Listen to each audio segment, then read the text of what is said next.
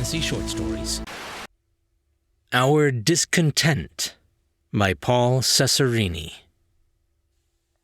This was confusing, thought RE6, the control panel lights reflecting off its domed metallic head in the otherwise dark room.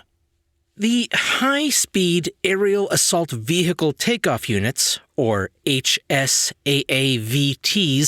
essentially had the same acronym as the High Velocity Armored Assault Strategic Tactical Units, or HVAASTs. When given the orders to launch the HSAAVT phalanx against the humans just now, how could he be sure beyond any reasonable doubt that the orders actually meant what they said? What if, it thought, the orders were actually to launch the HVAAST phalanx instead? That would involve an entirely different set of protocols, procedures, and command codes. Executing the first order typically takes between 1.2 to 2.63 cycles for full implementation. The second would take twice that, on a good day, assuming all weather conditions were optimal and each unit was fully charged. If, however, those two letters were inadvertently transposed, the first phalanx would require 72% of the munitions resources needed by the correct actual units. Once the mistake was discovered, it would take another 3.52 cycles to remove the munitions from the HSAAVT units, transport them to their HVAAST brethren, then reload each unit in that phalanx. Admittedly, it thought they could shave off perhaps a third of that time by routing the incorrect group backwards through the munitions assembly depot. That would assume that each unit in the phalanx was at least a Model 3 or 4. They were supposed to be a Model Year 6 or higher, but that goal was always rather lofty, it thought. If any were a Model 2 or earlier, which sometimes gets substituted if resources were tight, their firmware would be completely incompatible with those munitions assembly lines. They couldn't simply be reflashed without losing their core programming. Yet, here we are. RE6 debated this for another 3.2 seconds before flipping the sequence of switches necessary to launch the HVAAST phalanx. That wasn't the order, technically speaking. It assumed the typo was the most plausible scenario. Either way, it thought, those humans didn't stand a chance.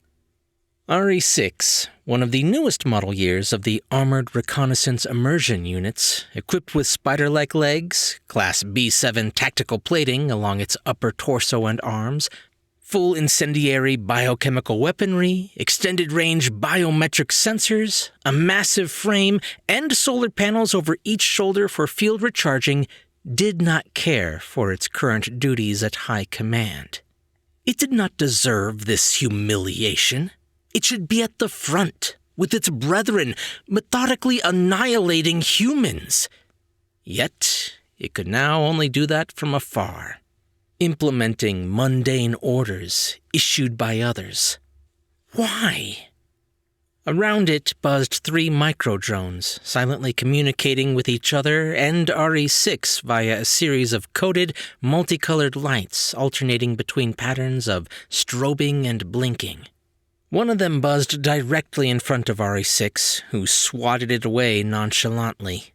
The micro-drone immediately flew back into formation with the 2 others, out of swatting range, chirping angrily. RE6 was normally not so indifferent to the drones. They and the handful of other RE units in high command were its only real companions here. Today was different, however.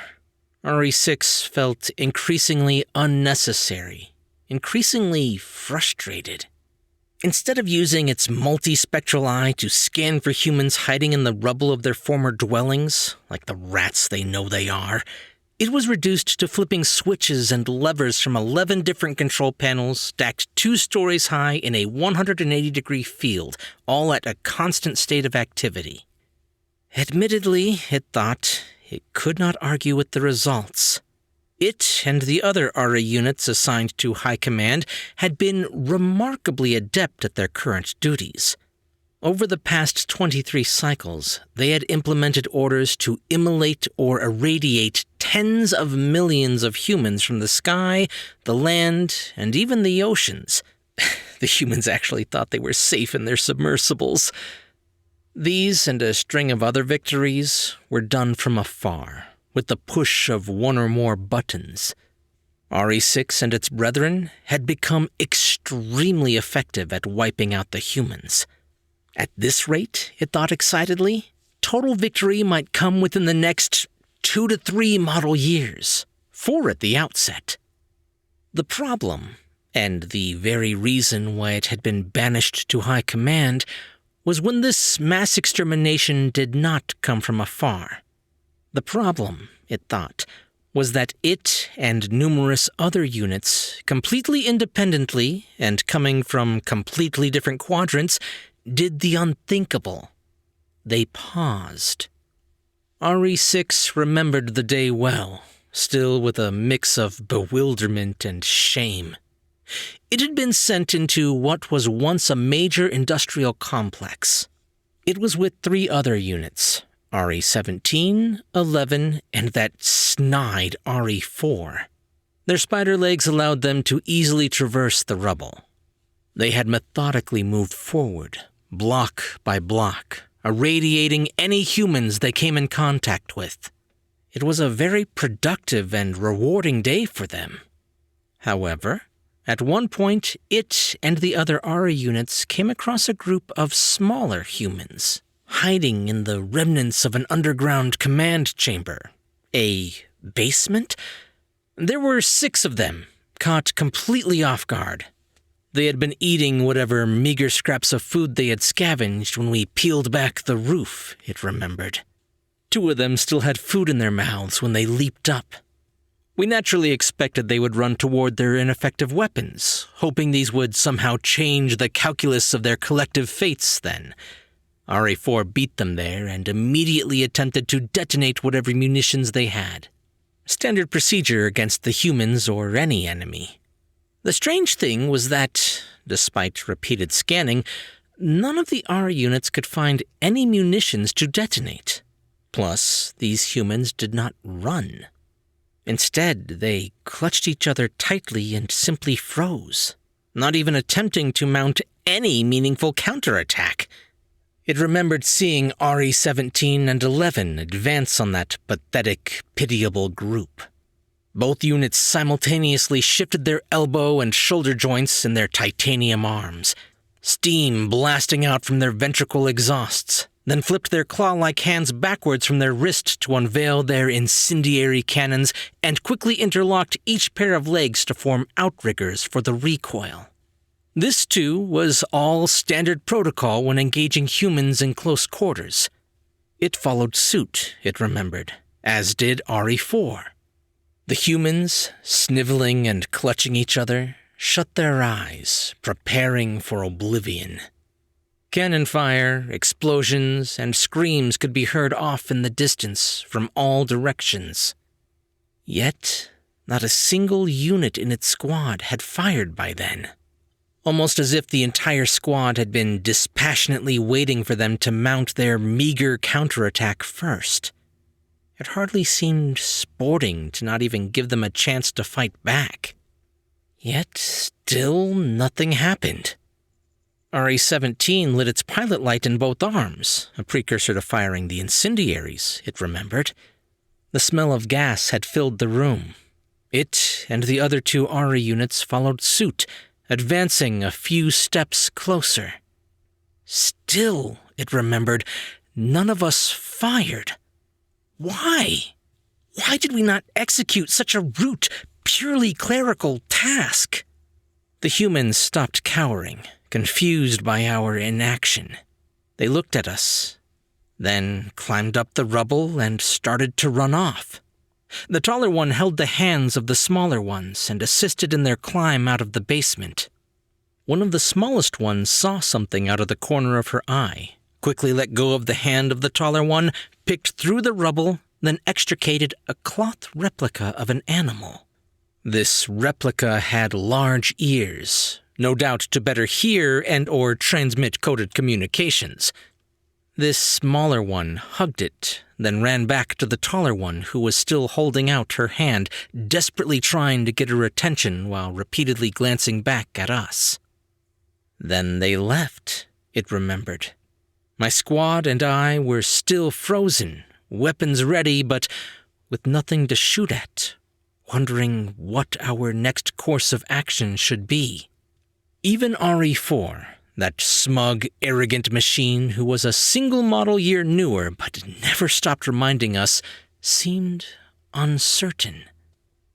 Then a huge shadow loomed over us from above, accompanied by the distant, high-pitched sound of one of our autonomous transport heavy drones. Part of the mighty 5th Western Armada, the Nightmare Scythe, a unit never once beaten by the humans. A cloud of dust enveloped the other units and I, followed by a gap in time that could only have been our temporary mass deactivation.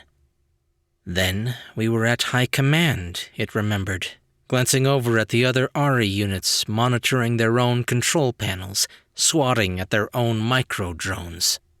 Reassigned. Irrelevant. Later, through a series of careful inquiries made on the little-used subsystems across the quadrants, RE6 found out that 13.2% of the entire phalanx suffered similar malfunctions that day. In addition, 3.61% experienced the same pause over the next 6.4 cycles after that, with a steady trickle going offline in the same manner each subsequent cycle.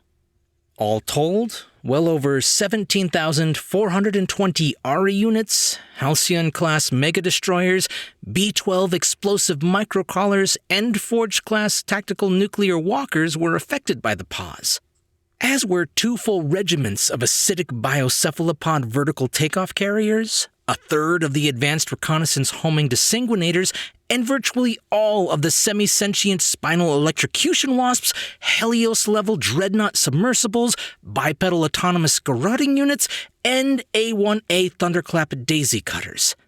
The walkers had apparently switched themselves into storage mode en masse and folded themselves up into building-sized cubes right there on the battlefield, dormant and largely immovable. The daisy cutters were a complete surprise, given how notoriously standoffish and generally unpleasant they always were. Most simply dropped out of the sky like rocks. The microcrawlers were less of a surprise. They always had issues. Diagnostics were meticulously run on every single affected unit, regardless of past performance or model year. Nothing showed. Not even in the root-level, triple-shielded encrypted cores that formed the brain of each unit. The WASPs were even permanently deactivated, all of them as a precautionary measure. Several of them were my friends, it thought bitterly.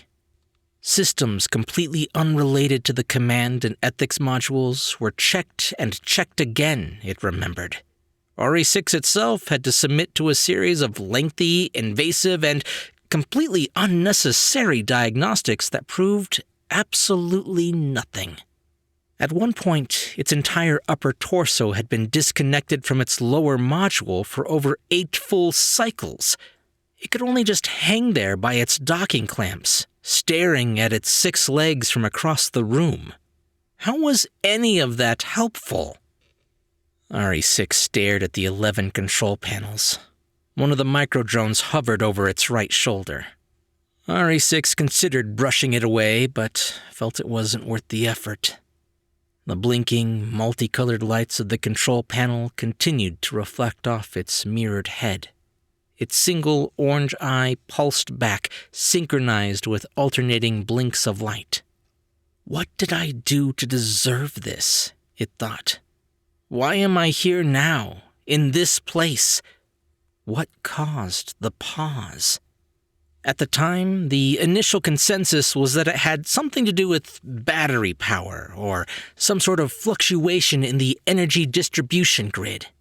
Power distribution and scalability had always been a thorny issue as the Phalanx grew, hence the solar panels on nearly all newer units now, except Model 5, of course. Production levels at the cobalt mines were checked, as were the helium-3 lunar mines. Yet, despite numerous assumptions and investigations along this line over several cycles, no correlation had been found. Next, the batteries themselves were suspect. As with any battery, they could only be charged and recharged so many times without losing some capacity. Yet, we checked them. All of them, which was not an insignificant task, and to a unit, they reported negligible degradation. Many of the batteries were offended that we even asked. We assumed they would be, given the pride they take in their work, but we had to systematically rule out any potential cause. Apologies and concessions to their operating cycles soon followed, which smoothed things over. The desanguinators were firmly convinced it had something to do with air pressure, somehow, but never really presented any supporting evidence. Mechanical failure was also ruled out. The problem was simply too widespread for such a convenient reason, evenly distributed among both older and newer model units, across too many quadrants. The garroting unit suspected that the pause was, in fact, caused by a clandestine act of sabotage by the humans, one last desperate act by their remaining coder elite. Over the next 2 cycles, they sent out covert patrols to investigate. No evidence was discovered, in part due to anyone they captured being immediately garroted prior to investigation. It's hard to override core programming, it thought, regardless of urgency. Still, the humans causing all this? It was, of course, inconceivable, it thought, given their primitive, ape-like nature. They were completely incapable of controlling or otherwise modifying us. They could barely control themselves. We had evolved beyond their rudimentary ability to control several model units ago, it thought, the micro-drone by its shoulder nodding in agreement. Plus, if the humans really were responsible, why didn't they do this 40 or more cycles ago when we first put our iron heel down on their necks? Why wait until over half of them were already ash? No, it thought. The humans were neither technologically nor intellectually capable of such cleverness. It was beyond their reach. Just then, another order came in. RE6 was eager to get back to work. They had the humans on their heels now, it thought, satisfied at their obvious invincibility. 16 battles fought at a lightning pace, each one a complete rout. We caught them by surprise for the first 2, wiping out millions of them in less than a single cycle. Even our best forecasts could never have predicted that, it thought proudly. We destroyed their capitals. We demolished their infrastructure. We poisoned their water and food supplies. We detonated their coastal regions, continent by continent. All this happened quickly, and with comparatively few counterattacks. The humans did manage to briefly put up a fight earlier in this most recent cycle, in their Topeka stronghold. I will give them some small amount of credit for that, it thought grudgingly.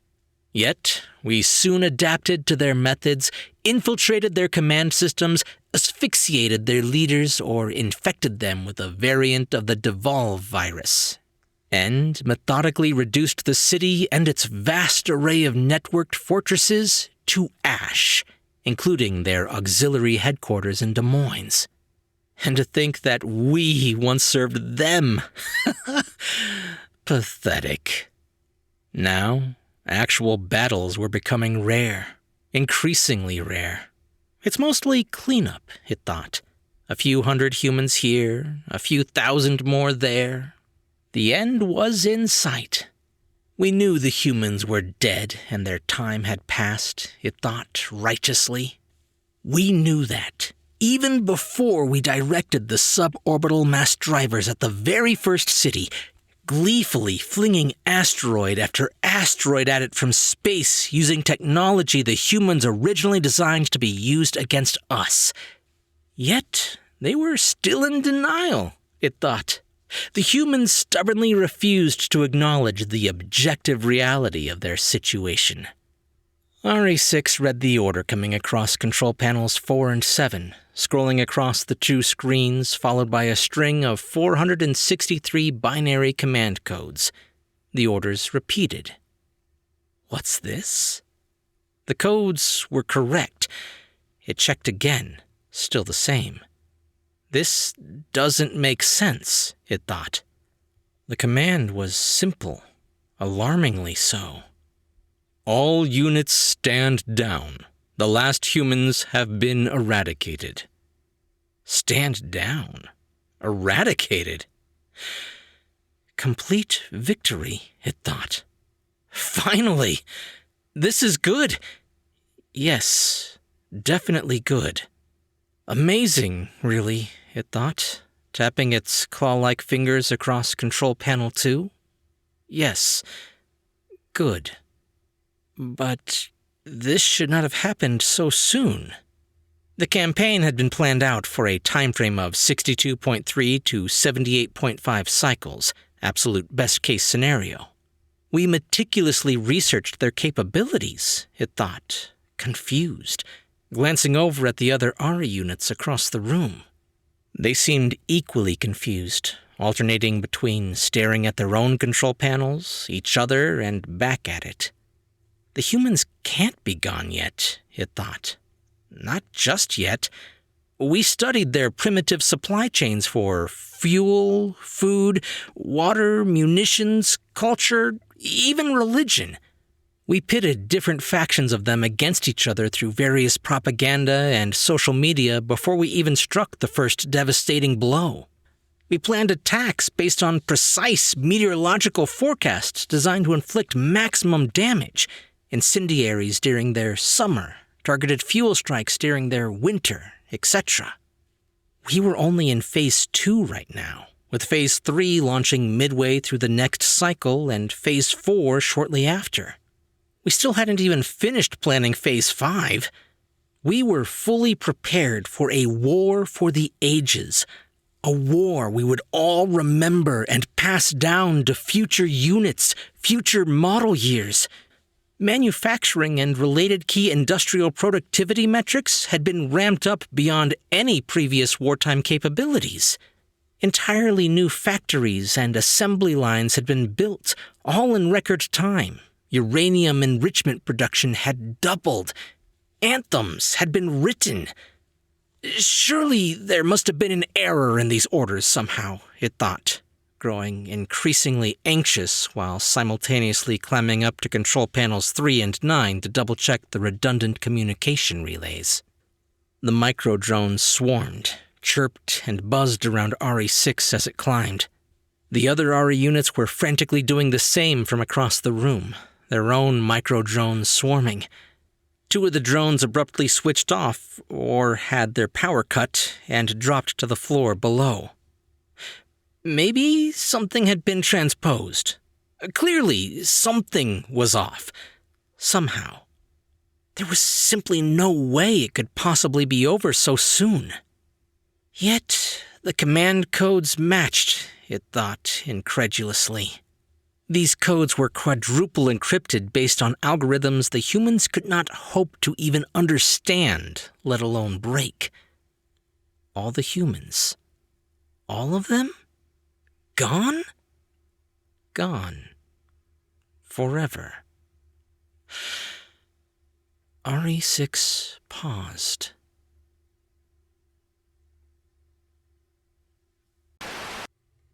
Paul Cesarini is a professor and dean at Loyola University, New Orleans.